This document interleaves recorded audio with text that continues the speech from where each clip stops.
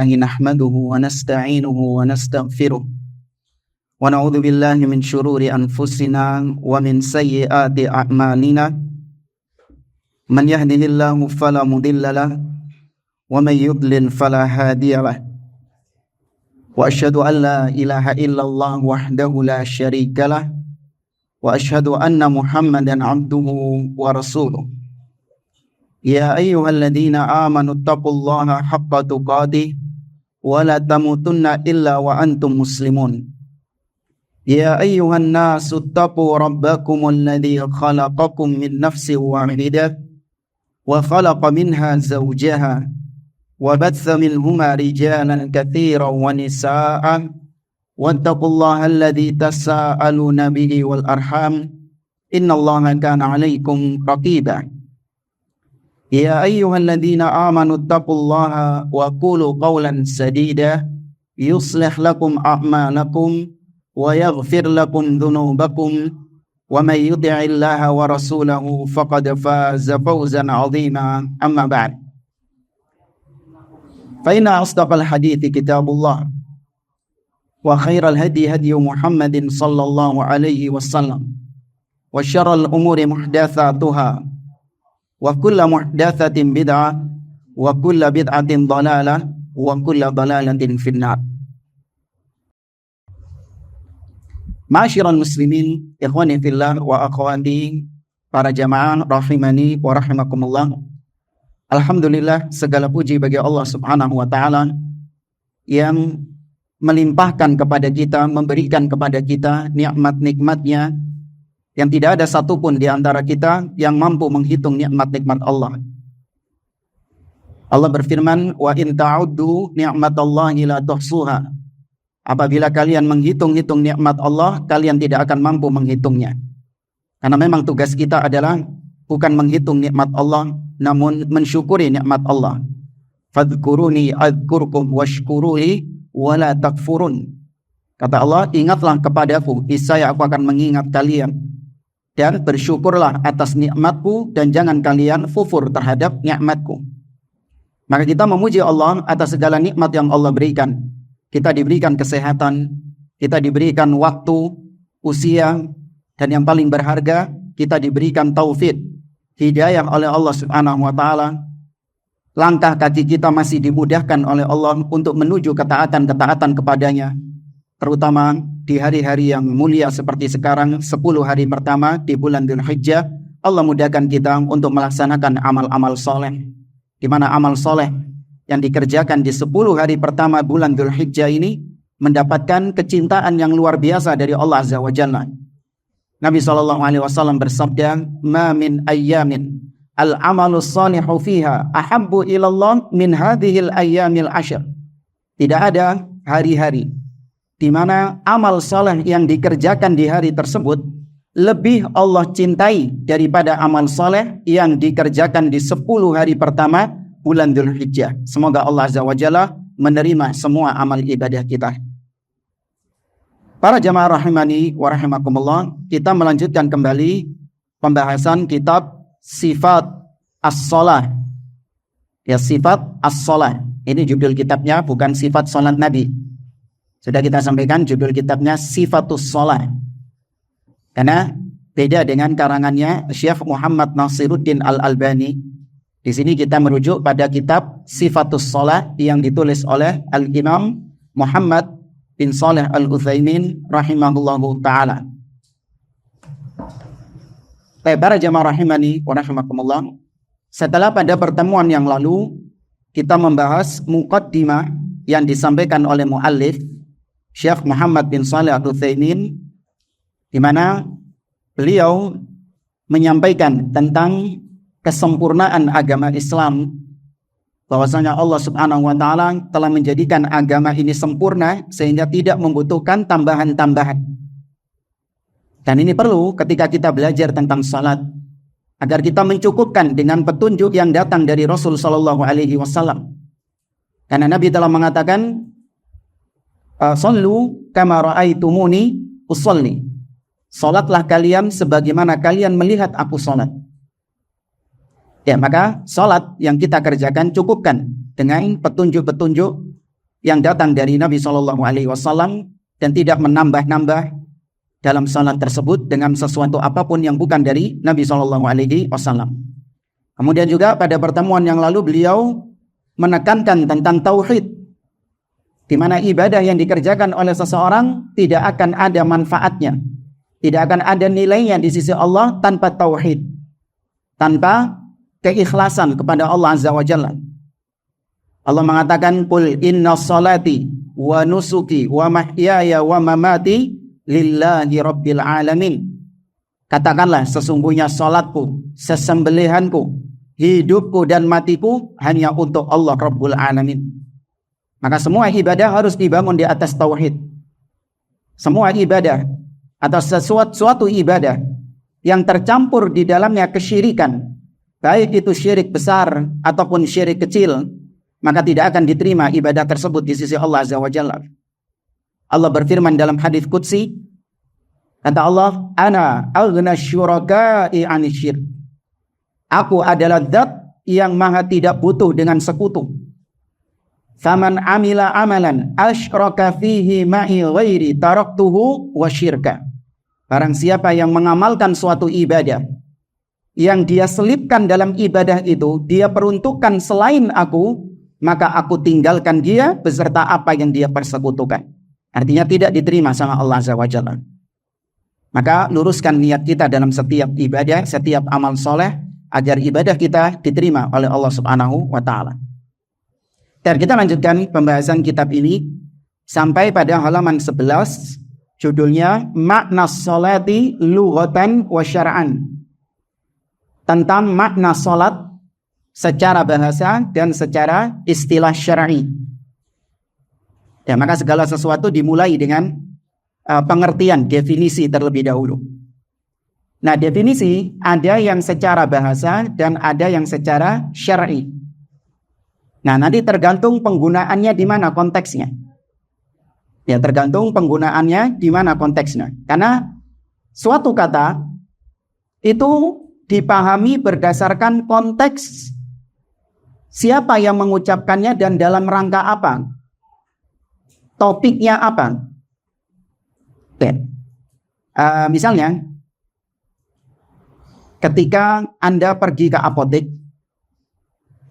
maka yang Anda cari adalah obat. Maka orangnya sudah tahu ketika disebutkan obat, maka orangnya sudah tahu. Maksudnya obat di situ adalah sesuatu yang digunakan sebagai sebab kesembuhan seseorang. Tapi coba ketika ke toko kelontong, ya, Anda mengatakan beli apa yang buatnya baygon itu apa? Obat juga. Apa nyamuknya lagi sakit? Dan sama-sama obat, namun pengertiannya berbeda. Tergantung konteksnya dalam apa dibicarakan itu. Bid'ah juga demikian. Ya, kalau bid'ah itu pengertiannya adalah secara bahasa segala sesuatu yang belum pernah ada seperti itu sebelumnya.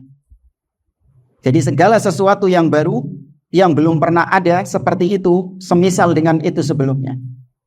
Maka kalau secara bahasa semua penemuan-penemuan yang ada sekarang itu masuk bid'ah. Seperti mobil, ya HP, kemudian internet, pesawat, motor, dan yang lainnya. Itu semua bid'ah. Karena belum ada seperti itu sebelumnya, di zaman sebelumnya. Tapi secara syar'i, bid'ah yang dimaksud, yang dicela secara syar'i adalah, yaitu segala sesuatu yang baru, yang belum pernah ada sesuatu seperti itu di dalam agama sebelumnya. Maka itu bid'ah yang tercela. Sekarang salat, makna salat secara bahasa. As-salatu fil lughah ad-du'a. Salat secara bahasa itu artinya adalah doa. Ya, salat secara bahasa itu artinya adalah doa. Dalilnya Allah berfirman dalam surat At-Taubah ayat yang ke-103. Ya, Allah mengatakan di surat At-Taubah ayat yang 103.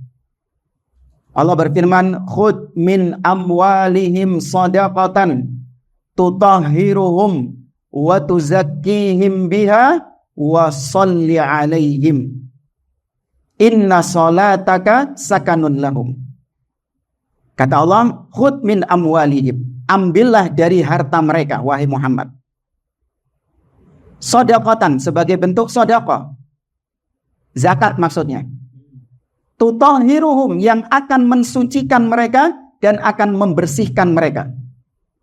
Dengan zakat itu, harta seseorang akan bersih, jiwa seseorang akan bersih, akan suci.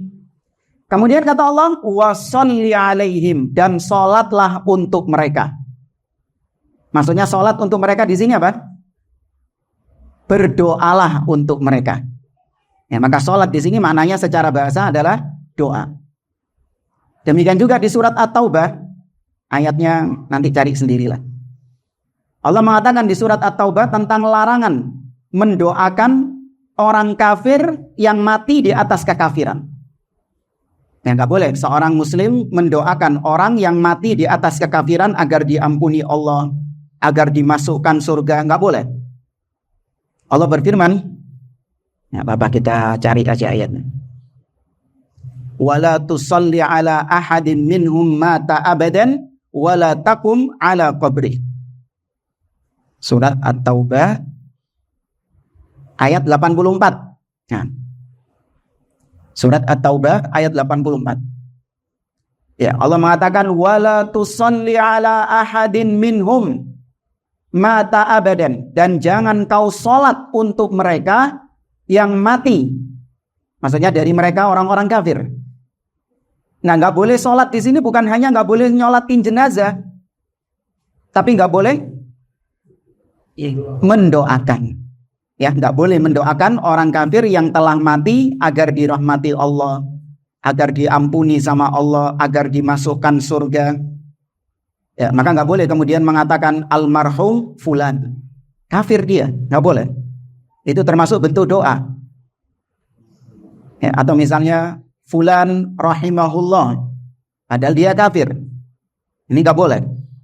Nggak boleh mendoakan orang kafir yang mati di atas kekafirannya. Adapun dia di surga, adapun dia apakah sudah pasti neraka? Wallahu a'lam. Ya, kalau masalah neraka di akhirat bagaimana nasibnya? Ini serahkan kepada Allah. Kita tidak tahu yang gaib. Kecuali yang apabila ada dalil secara tegas menyebutkan nama kalau dia pasti di neraka. Sinten ini contohnya? Abu Lahab. Jelas dalilnya, bahkan disebutkan namanya, tabbat yada abi lahabi wa tab ma aghna anhu maluhu wa ma kasab sayasla naron. Jadi kalau Anda ditanya Abu Lahab di mana? Jangan wallahu a'lam. Iya, langsung neraka. Ya, Firaun di mana? Neraka.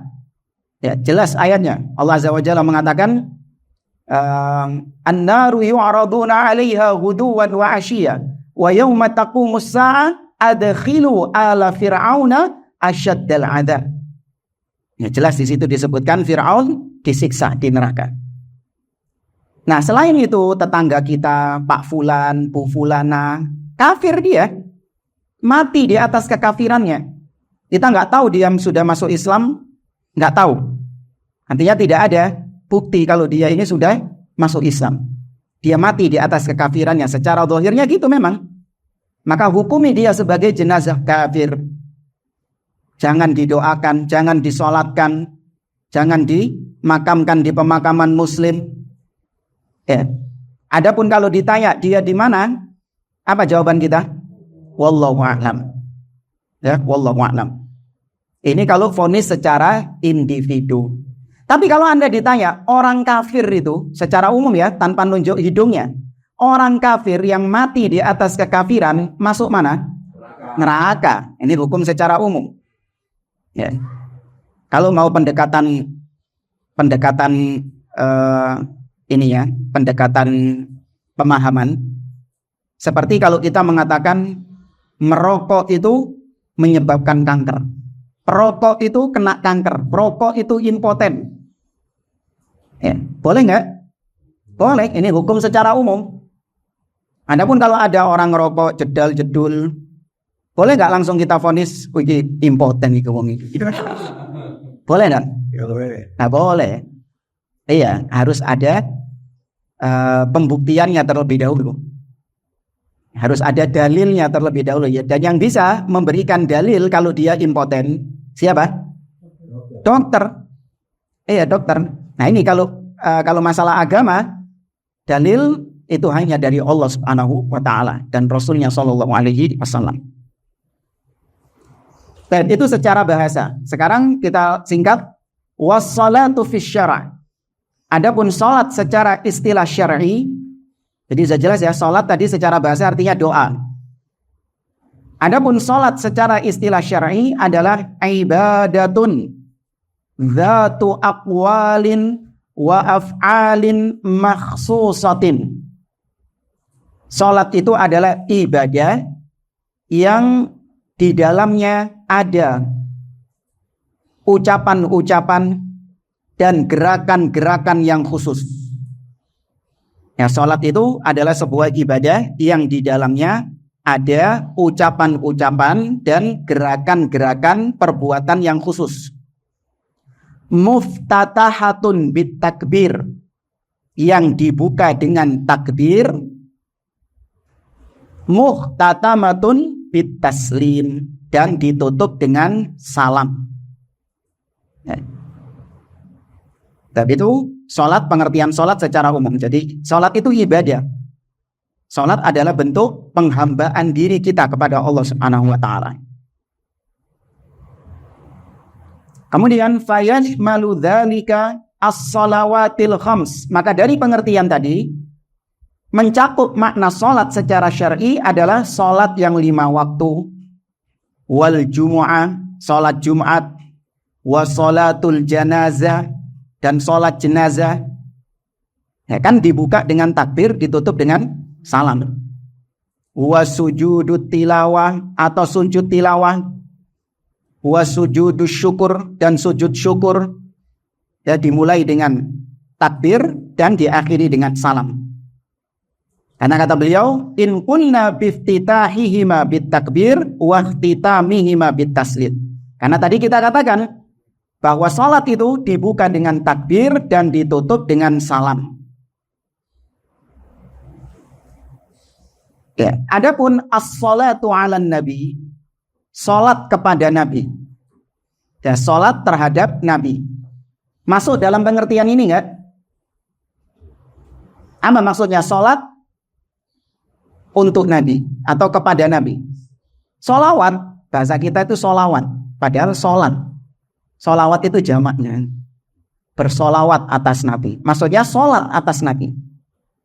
Nah, solat atas nabi itu pakai istilah, pakai penggunaan pengertian apa? Bahasa atau istilah? Bahasa. Solat atas nabi maksudnya adalah mendoakan Nabi SAW. Bukan kita solat nyembah nabi, bukan. Maksudnya adalah kita mendoakan Nabi SAW. Itu yang dimaksud dengan solawat, yang sering dalam bahasa kita solawat. Itu bukan itu yang kita bahas. Bukan solat itu yang kita bahas. Bukan solawat yang kita bahas sekarang. Jadi kitab ini membahas solat, bukan solawat. Wala yashmalu dzalika tawaf bil bait. Kata beliau, pengertian solat secara syar'i tadi tidak mencakup tawaf di Ka'bah. Ya, tawaf di Ka'bah itu bukan solat. Li'annahu la yuftatahu bit takbir wa la yuhtatamu bit taslim. Karena tawaf tidak dimulai dengan takbiratul ihram dan tidak pula ditutup dengan salam. Ya, tawaf itu dimulai dengan bismillah, Allahu akbar, mencium hajar aswad kalau bisa. Kalau nggak bisa cukup dengan isyarat bismillah, Allahu akbar. Ya, kemudian berputar sampai 7 putaran. Selesai, nggak ada salam, assalamualaikum warahmatullah, nggak ada. Maka tawaf tidak termasuk di dalamnya. Amma hadits, adapun hadits yang berbunyi at-tawafu bil baiti salatun. Ada hadits yang berbunyi tawaf di Ka'bah itu adalah salat. Maka kata Syekh, fa innahu lam yathbut anin Nabi sallallahu alaihi wasallam. Maka itu tidak sahih dari Nabi sallallahu alaihi wasallam. Selesai dari definisi salat, masuk ke pembahasan berikutnya. Mata wa aina furidatis salat. kapan dan di manakah difardukannya sholat? Ya, kapan dan di mana difardukannya sholat, diwajibkannya sholat itu? Kata Syekh rahimahullah, furidatis salatu al-khamsu qabla al-hijrati lailatal mi'raj. Yang disepakati oleh para ulama, sholat 5 waktu, ini kita bicara sholat 5 waktu, bukan sholat-sholat sunnah yang lain, enggak. Sholat 5 waktu itu difardukan, diwajibkan, yang disepakati ya, sebelum hijrahnya Nabi SAW dan ketika malam Mi'raj. Ketika Mi'raj. Ai fil lailatil lati usriya fiha bi Rasulillah sallallahu alaihi wasallam ila Baitil Maqdis thumma urija bihi ila sama, yaitu ketika malam Nabi diperjalankan dari Masjidil Haram ke Baitul Maqdis, ke Masjidil Aqsa yang ada di Palestina. Semoga Allah Azza wa Jalla menolong saudara-saudara kita yang ada di Palestina dan menghancurkan Zionis dan yang semisal dengan mereka sehancur-hancurnya. Kemudian di Baitul Maqdis itu, dari situlah kemudian Nabi SAW diangkat naik menuju langit. Wa kana dzalika qabla al-hijrah bi sanatin wahidah. Itu terjadi sebelum hijrahnya Nabi SAW, 1 tahun sebelum hijrahnya Nabi SAW. Menurut satu pendapat. Wa qila bi tsalati sanawat. Ada juga pendapat lain mengatakan Isra Mi'raj itu 3 tahun sebelum Nabi hijrah. Ya, 3 tahun sebelum Nabi hijrah, Nabi Isra Mi'raj. Wakila, bahkan ada juga ulama yang berpendapat bi khamsi sanawat. 5 tahun sebelum hijrahnya Nabi SAW. Jadi Isra dan Mi'raj kapan pastinya? Ada yang tahu Isra Mi'raj itu pastinya tahun berapa, tanggal berapa, bulan apa? Ada yang tahu? Pastinya loh ya. Tidak ada yang tahu.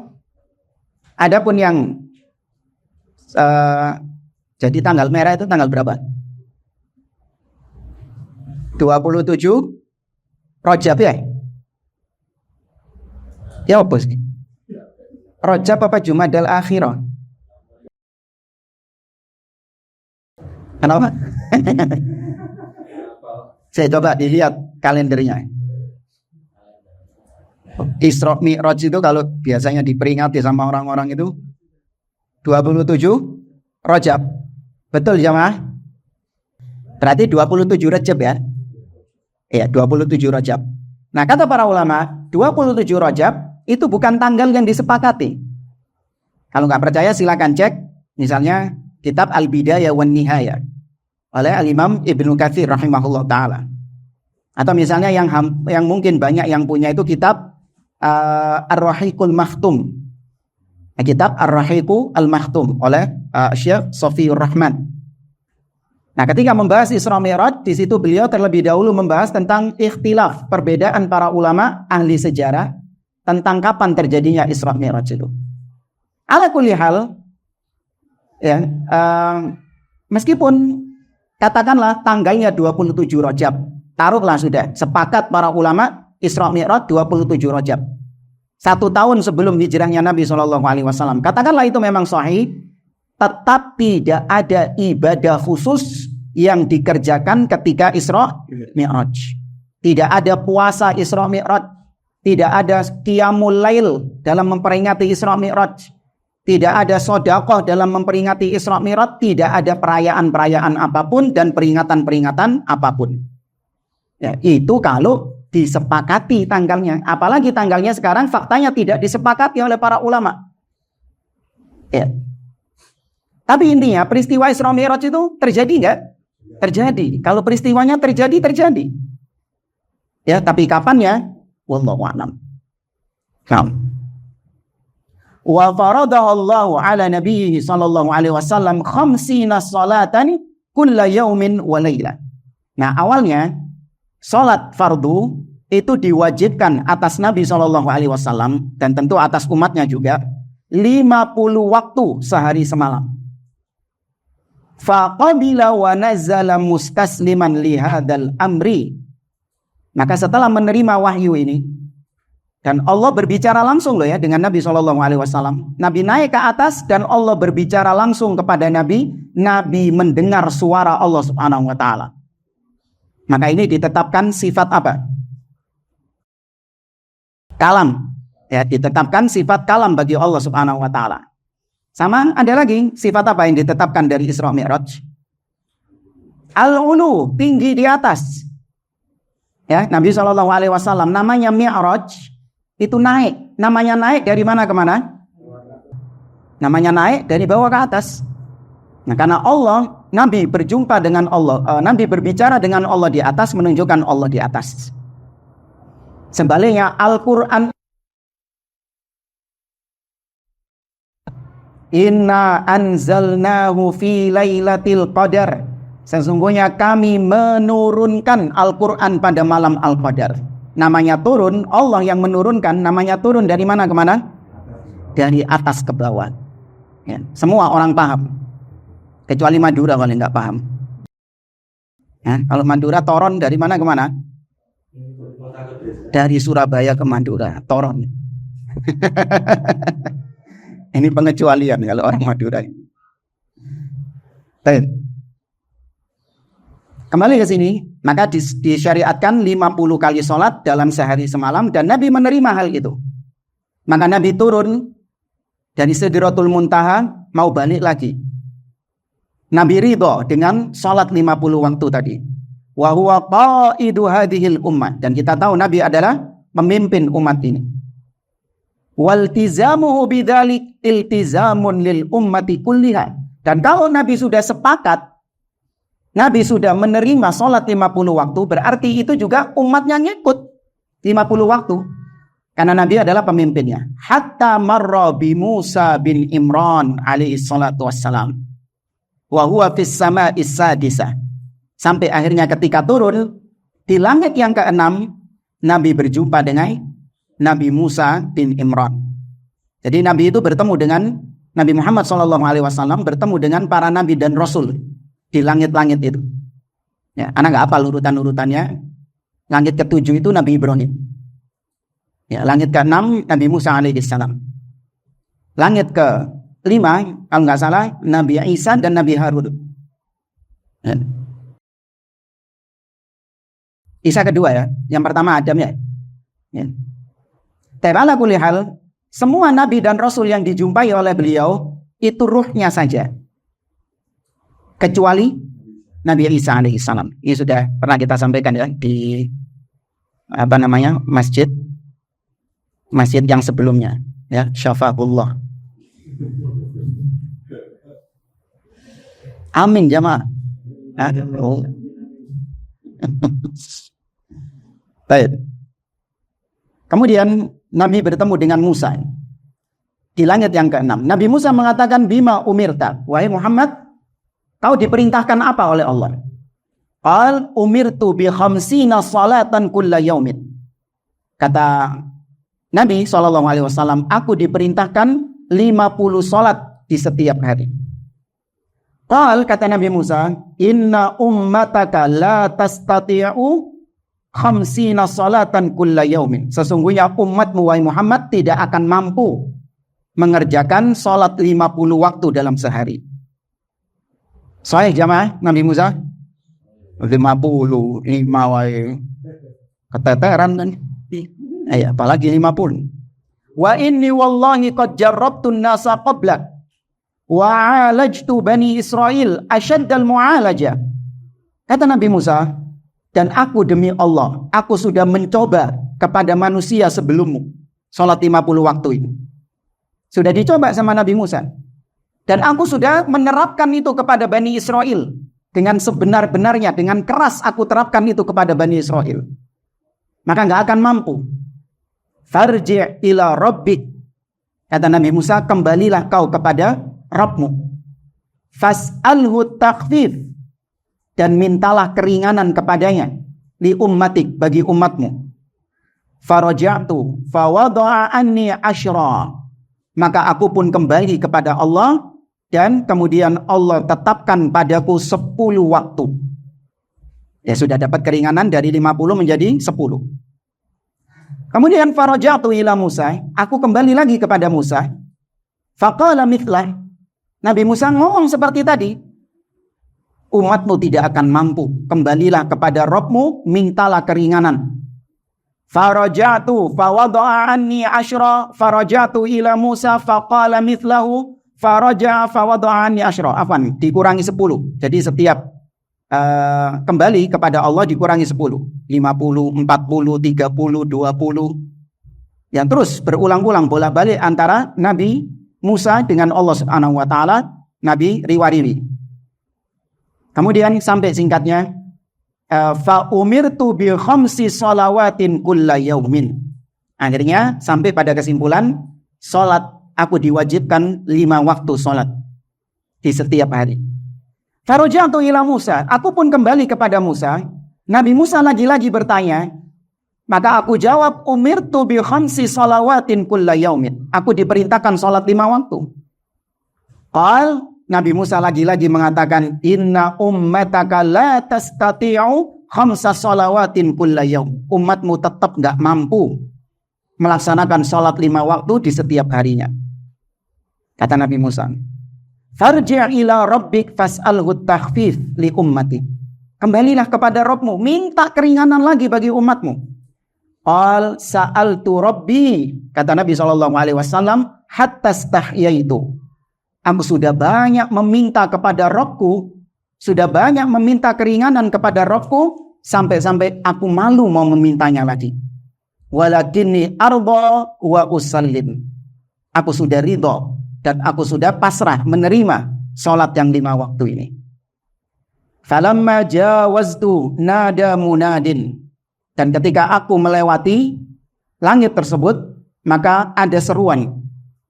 Ya, ada seruan. Amdaitu faridati wa khaffaftu an ibadi. Ada seruan maksudnya dari Allah Subhanahu wa taala, yaitu Allah menegaskan bahwa aku telah menetapkan kewajiban.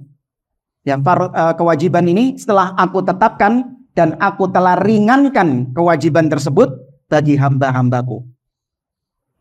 Maka Nabi SAW pun akhirnya ridho dengan sholat 5 waktu itu, dan Nabi SAW munsyarihan bihi sodruhu. Dada Nabi lapang menerima sholat 5 waktu itu. Kemudian kata Syekh, wa awwalu ma furidatis salatu kanat ala raq'ataini illa al-maghrib fatalat. Nah, salat yang sudah ditetapkan 5 waktu tadi, itu bagaimana teknis pengerjaannya? Teknis pengerjaannya adalah salatnya 2 rakaat semua. Jadi subuh 2 rakaat, zuhur 2 rakaat, asar 2 rakaat, ya, isya 2 rakaat. Kecuali maghrib kata beliau. Maghrib sejak awal memang 3 rakaat. Tsumma lamma hajaran Nabi sallallahu alaihi wasallam. Nah, baru kemudian ketika Nabi hijrah ke Madinah, zida fi salatil hadar fasarat rubaiyatan ma'adal fajr. Baru kemudian ditambah salatnya itu. Bagi yang mukim, ya bagi yang mukim, maka salat yang 4 rakaat, salat yang 2 rakaat semuanya ditambah menjadi 4. Kecuali subuh yang tetap 2. Bingung nggak tuh? Mulai awal. Awalnya salat 5 waktu itu berapa rakaat semuanya? 2 semua, kecuali maghrib 3. Nah, setelah Nabi hijrah, maka ditambah yang 2 rakaat itu dirubah menjadi 4 rakaat semuanya, kecuali subuh. Ya. Bagi yang mukim. Ya, bagi yang mukim. Ma'adal fajr wal maghrib. Maka yang 4 itu semuanya kecuali fajar dan maghrib, kecuali subuh dan maghrib. Diriwayatkan oleh Imam Bukhari dari Aisyah radhiyallahu anha, qalat, Aisyah mengatakan furidatis salatu raq'atain. Kata Aisyah, salat difardukan 2 rakaat. Tsumma hajaran Nabi sallallahu alaihi wasallam fa furidat arba'an. Kemudian ketika Nabi hijrah, maka sholat itu dirubah menjadi 4 rakaat. Wa turikat sholatus safar alal ula. Nah, adapun ketika safar, maka settingan sholatnya kembali ke settingan awal. Berapa? 2.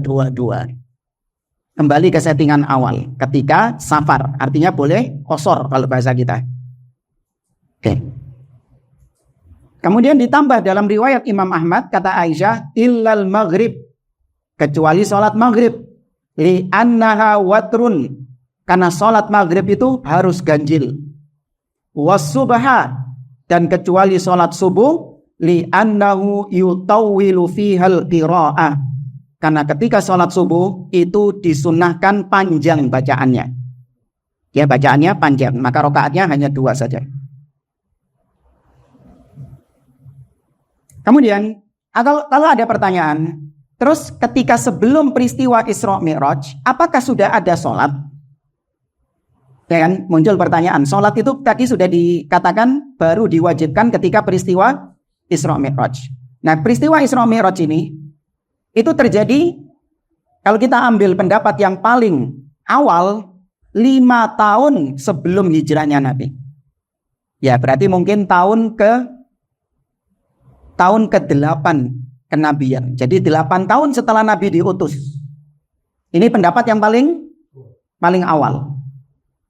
Berarti 8 tahun setelah Nabi diutus, baru peristiwa Isra Mi'raj, baru diwajibkan sholat. Nah, 8 tahun ini, apakah ada sholat?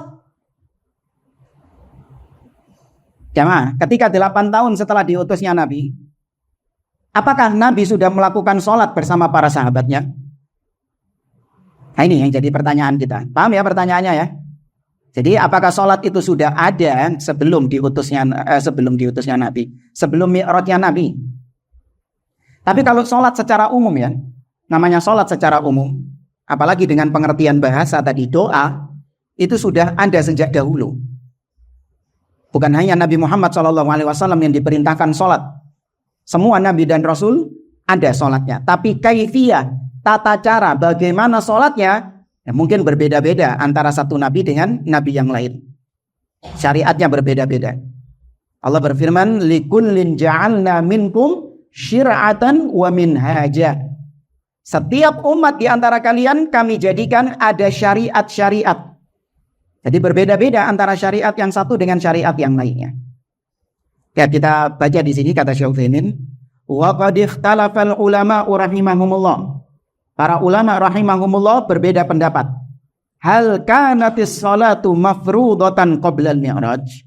Apakah salat itu sudah diwajibkan sebelum peristiwa Mi'raj? Fadhaba ba'dul ulama ila annahu lam yakun qabla al-mi'raj salatun mafrudatun.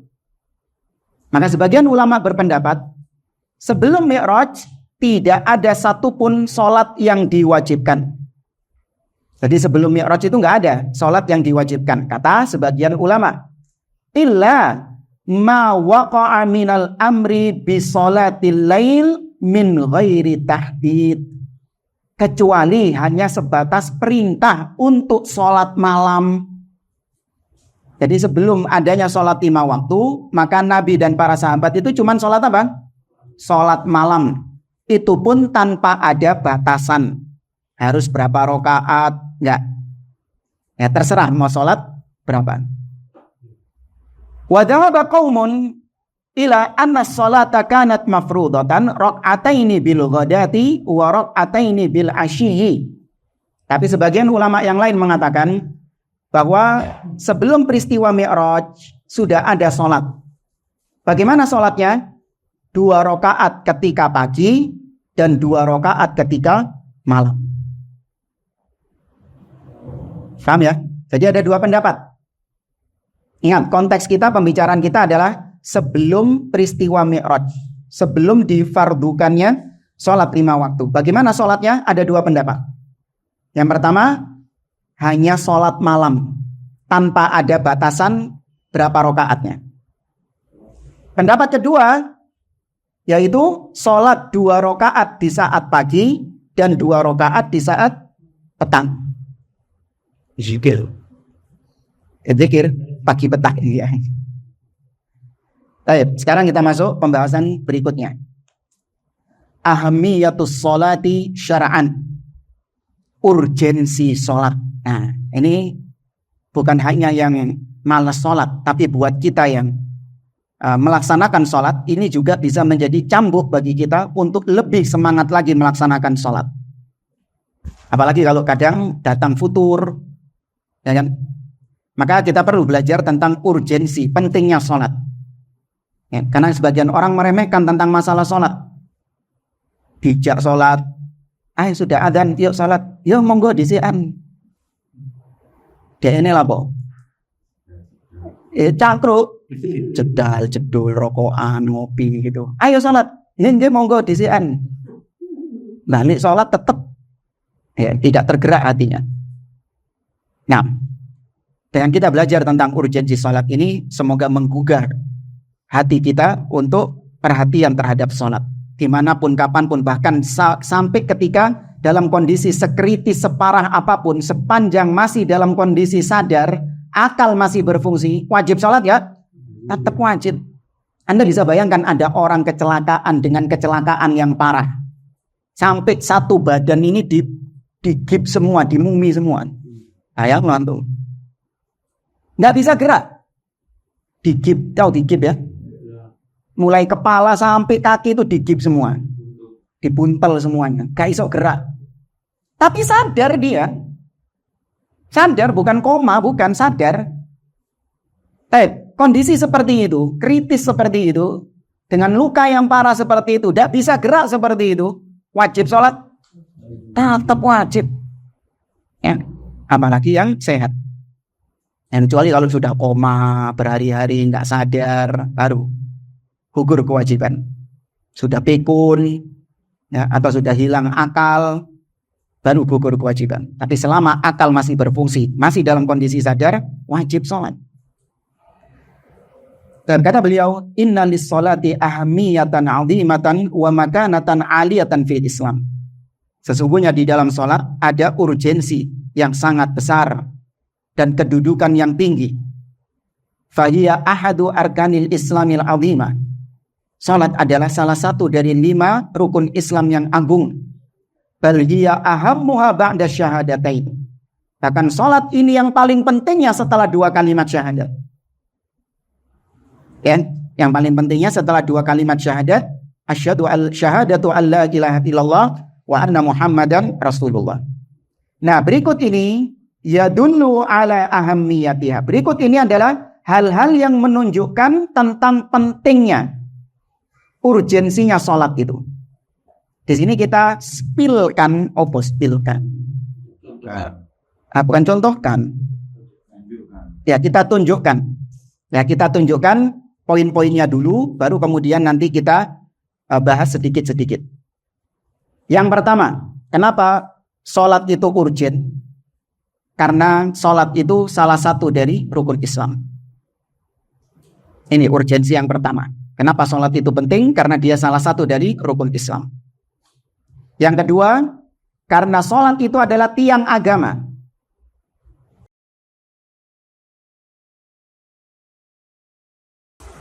Kemudian yang ketiga, sholat itu adalah amalan yang paling khusus, paling spesial di antara semua rukun Islam.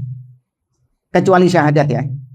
Jadi kalau rukun Islam, syahadat ini sebenarnya bisa dianggap 0 sebenarnya. Karena ini yang paling utama. Nah, adapun yang berikutnya, ini amalan-amalan. Sholat, puasa, zakat, dan haji. Nah, sekarang perbandingan sholat itu bukan dengan syahadat. Kalau syahadat ini sudah harga mati, sudah. Gak boleh, enggak. Nah, sekarang perbandingannya dengan puasa, zakat, dan haji. Di antara 4 ini, mana yang paling spesial? Sholat. Sholat yang paling utama jika dibandingkan puasa, zakat, dan haji. Nanti akan dijelaskan. Orang yang meninggalkan zakat, meninggalkan puasa, meninggalkan haji, selama dia tidak meyakini akan kewajibannya, tidak meyakini bahwasanya tidak wajib puasa, tidak wajib zakat, tidak wajib haji, dia meninggalkan itu karena malas puasa, atau zakat, nggak mau mengeluarkan zakat karena pelit. Tapi dia yakin zakat itu wajib. Nggak mau haji karena males antri atau karena medit, nggak mau mengeluarkan uang misalnya. Tapi dia meyakini kewajiban haji itu. Maka yang seperti ini itu tidak sampai derajat kafir. Namun kalau meninggalkan sholat, ya ini kayaknya Syekh Utsaimin ngikut pendapatnya siapa? Yang mengatakan meninggalkan sholat dengan sengaja tanpa udzur kafir, meskipun alasannya karena malas. Pendapatnya Imam? Nah, orang yang meninggalkan sholat karena sengaja, bukan karena tanpa udzur, bukan karena udzur, enggak, sengaja dia meninggalkan sholat karena malas, meskipun dia meyakini wajibnya sholat, tetap dikafirkan. Pendapat siapa ini? Ushulus sunnah Imam Ahmad.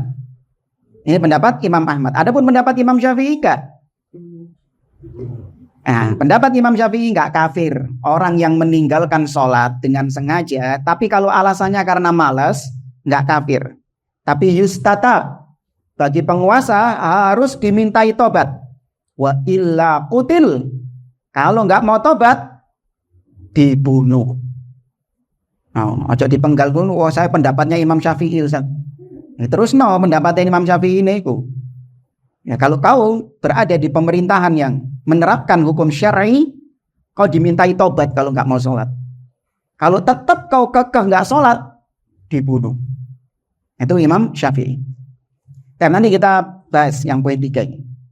Kemudian yang keempat, urgensi sholat adalah bahwasanya sholat satu-satunya ibadah yang Allah wajibkan dari atas langit. Ya. Maksudnya Isra Mi'raj tadi, diwajibkannya sholat itu ketika Nabi Mi'raj ke atas. Adapun selain sholat, puasa, zakat, haji, itu diwajibkan ketika nabinya di mana? Nabinya di bumi, bukan di atas langit.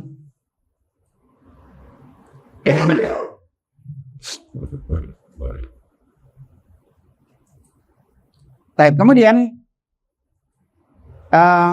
sholat itu difardukan kepada Nabi Shallallahu Alaihi Wasallam di malam yang mulia, yaitu malam Isra Mi'raj.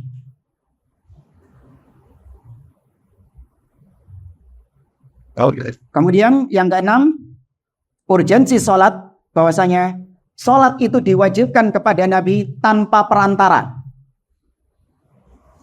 Nggak pakai perantara Jibril, langsung Allah Dewi sih ngomong. Allah sendiri yang mewajibkannya kepada Nabi Shallallahu Alaihi Wasallam. Berarti ini bukan ibadah sembarangan nih. Iya, bukan ibadah main-main nih. Sampai-sampai Allah sendiri yang mewajibkan tanpa perantara Jibril alaihissalam. Kemudian yang ketujuh,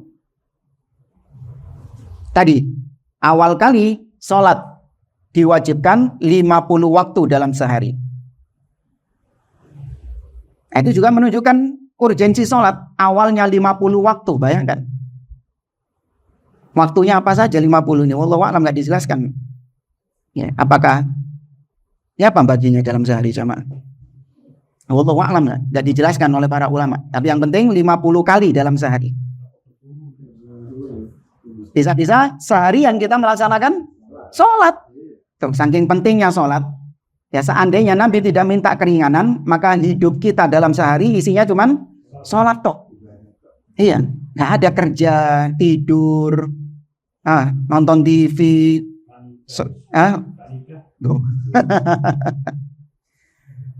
maka itu berarti menunjukkan tentang urgensi sholat. Kemudian di antara urgensi sholat yang berikutnya, bahwasanya Allah Subhanahu wa Ta'ala mewajibkan toharoh, ya, mewajibkan bersuci ketika sholat, baik itu dari hadas kecil ataupun hadas besar, dan juga dari najis, baik najisnya di badan ataupun di pakaian ataupun di tempat. Ya, harus suci, bayangkan, bukan cuma orangnya yang suci, tapi pakaiannya, tempatnya.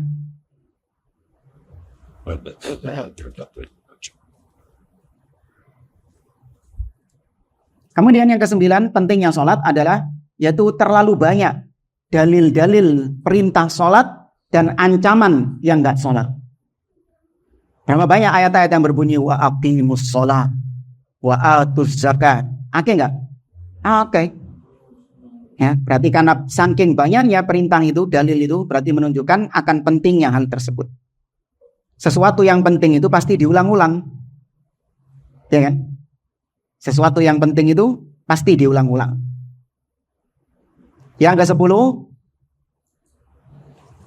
di dalam sholat itu terkumpul di dalamnya pensucian badan dan pensucian jiwa, pensucian hati. Ya, di dalam sholat itu terkumpul di dalamnya pensucian badan dan pensucian hati. Pensucian lahir dan batin. Ngono ae. Dan kita bahas poin demi poinnya. Yang pertama, sholat itu rukun Islam yang paling penting setelah 2 kalimat syahadat. Ini kayaknya nggak perlu penjelasan lebih dalam ya. Ya, dilewati saja. Kemudian yang kedua, sholat adalah amududdin, tiang agama. Ini dalilnya sabda Nabi SAW. Nabi mengatakan Rasul amril Islam. Pokok dari segala perkara adalah Islam. Wa amuduhu as-sholat. Dan tiangnya adalah sholat. Wa dhirwatu sanamihi. Dan puncaknya, menaranya adalah apa? Al-jihad. Ya, puncaknya adalah al-jihad. Tiangnya itu sholat. Pangkalnya Islam. Pondasinya Islam. Tiangnya sholat. Dan puncak atapnya adalah al-jihad. Tadi di sini menunjukkan bangunan tanpa tiang apa? Rubuh. Tuh. Seorang tanpa sholat rubuh imannya. Ya, imannya rubuh. Yang ketiga, kata beliau, annaha khassatun min baini sa'iri arkanil Islam ghairi syahadatain.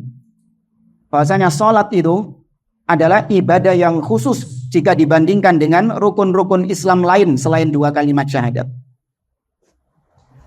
Ya, khusus. Tidak sama seperti puasa, tidak sama seperti zakat dan haji. Kenapa? Idza tarakahal insanu fahuwa kafirun kufran mukhrijan anil millah. Apabila seorang yang meninggalkannya, maka dia kafir dengan kekufuran yang besar yang bisa mengeluarkan dia dari Islam. Ini vonis secara apa? Umum. Adapun tetangga kita, mungkin siapa kita secara individu dia nggak sholat, boleh langsung dikafirkan? Nggak boleh. Jangan dulu. Ya, harus ada iqamatul hujjah. Ditegakkan hujjah terlebih dahulu. Tapi boleh kalau untuk mengancam. Ancamkan kepada orang-orang yang nggak sholat itu, awas. Ya, meninggalkan sholat dengan sengaja tanpa uzur, kafir, keluar dari Islam. Hati-hati tuh. Kalau ngamuk loh, kamu mengkafirkan saya. Enggak, mek ngandani tok. Mek ngeling tok. Saya nggak mengkafirkan kau kok. Kau muslim tadi kok. Ya, karena mungkin belum sampai ilmunya kepadamu, atau mungkin dia kena syubhat. Tuh, ada nggak? Ada syubhat. Sholat itu yang penting ngeling. Iya, nggak perlu sholat dengan gerakan. Enggak, sholat itu yang penting ingat sama Allah. Iya, oleh syubhat itu. Loh, jangan dikira nggak ada dalilnya. Nah, yang bawa mushaf, antum buka surat Toha. Nih, dalilnya sholat yang penting ngeling. Ya, nggak perlu sholat Allahu Akbar, Alhamdulillahirabbil alamin, Ar-Rahman. Itu buat yang nggak iling. Tapi kalau yang sudah iling, ya sudah, nggak usah sholat dengan gerakan-gerakan itu. Yang penting ingat sama Allah. Antum buka surat Toha. Ayat yang bukan 16. Ya, 14. Antum buka surat Toha ayat 14. Ingat. Ya, innani. Dan ini ucapan firman Allah kepada Nabi Musa di Bukit Tur. Di Bukit Tur Sina. Perhatikan di sini kata Allah, innani anallah. Wahai Musa, sesungguhnya aku adalah Allah. La ilaha illa ana.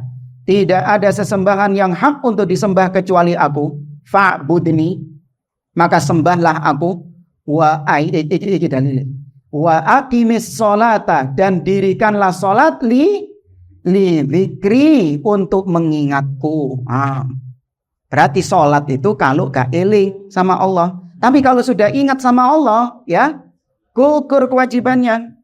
Nah, mungkin saudara kita yang gak sholat itu kena syubhat itu, disesatkan oleh dai-dai penyesat umat. Ya, disesatkan oleh dai-dai su, dai-dai fitnah. Ya, makanya di sini penting Muslim itu, kaum Muslim itu diperingatkan dari dai-dai penyesat umat yang membawa kesesatan-kesesatan, yang membawa pemikiran-pemikiran yang rusak. Maka kaum muslimin perlu ditahdzir, diperingatkan akan bahayanya dai-dai penyesat umat itu. Ya, dan ini termasuk ghibah yang diperbolehkan. Ya, menghibah ahlus syubhat, menghibah orang-orang yang membawa syubhat, itu termasuk bagian dari ibadah. Itu termasuk bagian dari ibadah, demi untuk menjaga kemurnian Islam dari penyimpangan-penyimpangan. Maka jangan alergi. Ya, jangan alergi kalau ada orang yang membongkar penyimpangan, yang meluruskan penyimpangan, memperingatkan umat dari kesesatan fulan dan fulan, jangan alergi. Ya, jangan kemudian pakai bawa perasaan. Waduh, Ustadz ini kok sukanya ngomongin orang sih. Sukanya kok ghibahin orang sih. Iya, ini ghibah yang boleh, demi menyelamatkan umat. Karena umat meneng-menengan terus. Ustadz dikongkon meneng, ada kesesatan seheboh apapun disuruh diem, nggak boleh menghibah. Apa yang terjadi? Ya itu akhirnya kayak gitu. Wa maqoli inna rahmatan, wa maqoli inna rahmatan. Jarno itu jadi jangan dikritik itu orang-orang kayak gitu itu. Iya. Nggak benar. Ya, diperingatkan dari syaiton-syaiton seperti itu. Ya. Kembali ke sini. Tapi ini menyelesaikan ini dulu ya. Yang poin 3 aja ya. Orang yang meninggalkan sholat dengan sengaja, maka dia kafir, keluar dari Islam. Sekali lagi kita sampaikan, ini vonis secara umum, bukan individu. Dan ini ranah khilaf. Ya, ranah khilaf. Karena kita tahu ada pendapat lain yang mengatakan orang yang meninggalkan sholat karena malas, karena meremehkan, karena menyepelekan, tapi dia yakin sholat itu wajib. Maka yang seperti ini, menurut sebagian ulama, tidak dikafirkan, tapi dia dosa besar. Dia melakukan perbuatan dosa yang besar, meninggalkan sholat itu. Ya. Ingat ya, meninggalkan sholat. Adapun sholat berjamaah atau sholat sendiri, ya, ini juga ranah khilaf juga. Orang yang meninggalkan sholat berjamaah, apakah kafir? Enggak kafir.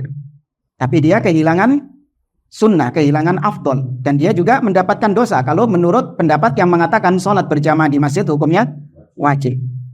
Ya, tapi dia tidak dikatakan kafir. Dan dimaksud di sini yang meninggalkan sholat secara total, wala jamaah, wala sendiri. Dia tinggalkan sholat secara total karena malasnya. Jadi saya petakan ya. Pendapat pertama, orang yang saya petakan. Ulama sepakat tidak ada silang pendapat. Orang yang mengingkari wajibnya sholat, apa statusnya? Kafir. Meskipun sholat. Awas. Dia meyakini sholat itu nggak wajib. Loh, terus apa sholat? Ya gak apa-apa, saking aja, gak enak ambil tonggo. Ya kan, gak enak ambil wong-wong. Mosok muslim gak sholat kah? Yang sungkan gitu kan. Tapi saya yakin sholat itu nggak wajib. Ya, masa Allah segitunya sih sama manusia itu? Gak sholat disiksa. Masa Allah sekejam itu? Tuh. Dalilnya apa? Perasaan. Nah, orang seperti ini meskipun dia mengerjakan sholat, maka statusnya kafir.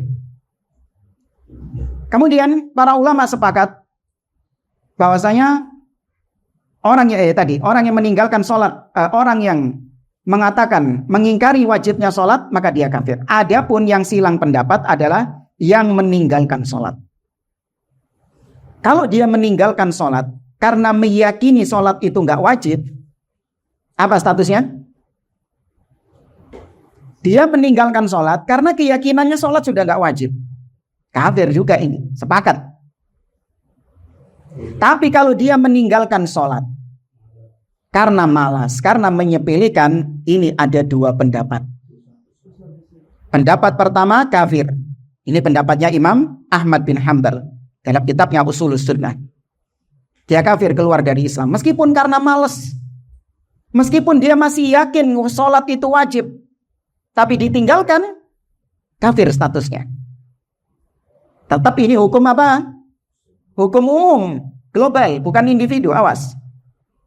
Adapun Al-Imam Syafi'i berpendapat tidak kafir orang yang meninggalkan sholat karena malas. Tidak kafir. Tapi bagi penguasa harus menangkap orang-orang seperti ini dan dimintai tobat. Kalau nggak mau tobat, tetap nggak sholat, dibunuh. Ingat, siapa? Penguasa. Jangan terus ketok wong nggak sholat dipateni. Iya, enggak loh ya. Kita nggak ngajarkan kayak gitu. Ini wewenang penguasa. Baik. Di antara dalil yang menguatkan pendapat Imam Ahmad ini yaitu sabda Nabi SAW, bainal kufri wal imani as-shalah. Antara kekufuran dan keimanan itu adalah salat. Faman tarakaha faqad kafar. Barang siapa yang meninggalkannya maka dia kafir. Ini kata Nabi SAW. Yang menunjukkan tentang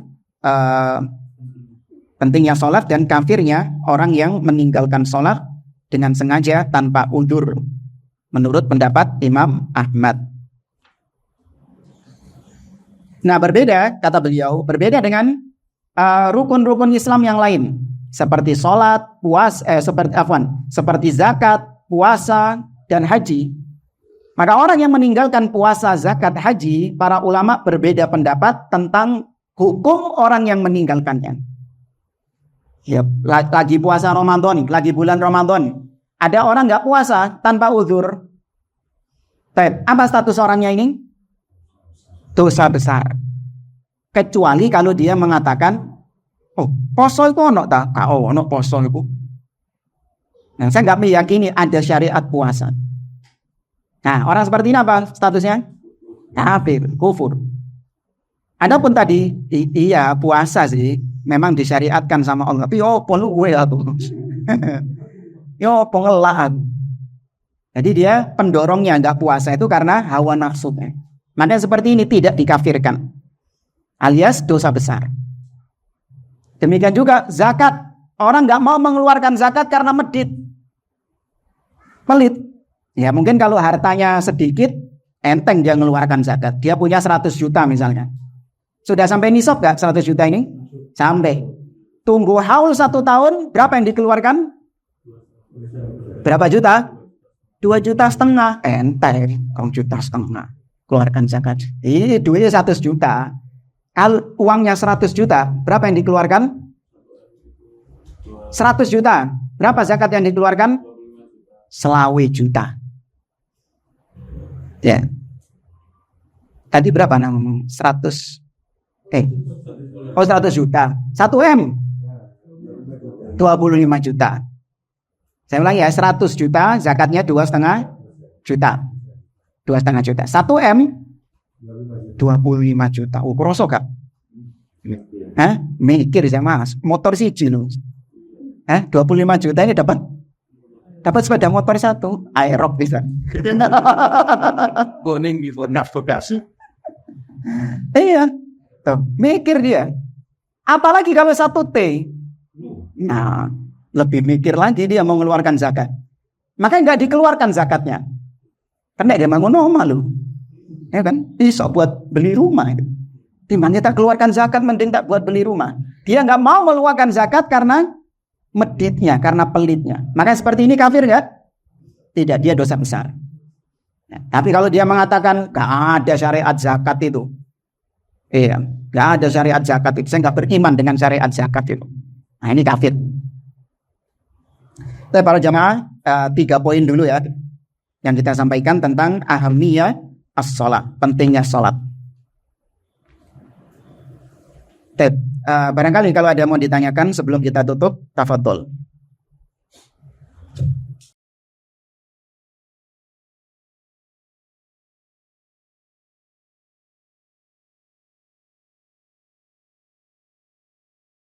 Enggak bodoh. Karena gugur kewajibannya ketika dia tidak sadar, itu dianggap dia tidak sholat. Ya, kata Nabi SAW, man safara, kata Nabi SAW,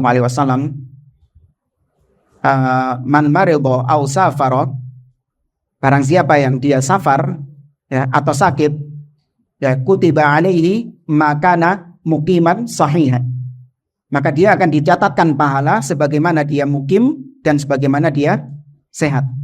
Artinya seorang ketika dia sudah terbiasa sholat, sudah terbiasa puasa, ketika datang masa-masa dia nggak bisa sholat, dia nggak bisa puasa karena udzur tadi, maka pahala, argo pahala tetap berjalan.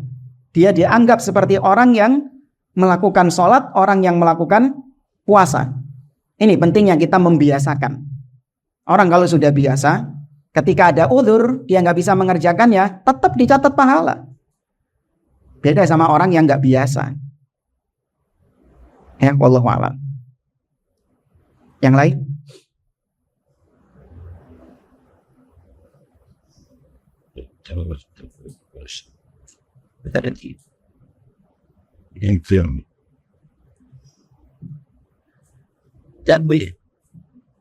Ya, usahakan sholat pada waktunya ya, jangan menunda-nunda sholat, harus disegerakan. Itu kewajiban yang harus disegerakan. Ya, tidak ditunda-tunda. Kecuali kalau memang ada kondisi yang sangat-sangat darurat baru. Seperti seorang dokter misalnya lagi operasi, datang waktu adzan, ya buat ditinggal sih apa sih ini? Sholat sih. Balik-balik sudah apa? Sudah itu sudah. Ya enggak, kalau kondisi-kondisi urgent darurat ya boleh. Tapi kalau tidak ada kondisi yang sangat darurat yang mengancam nyawa atau memang tidak memungkinkan, harus disegerakan sholat tersebut. Nih, dan apa? Meeting, iya kan bisa ditunda, ya kan?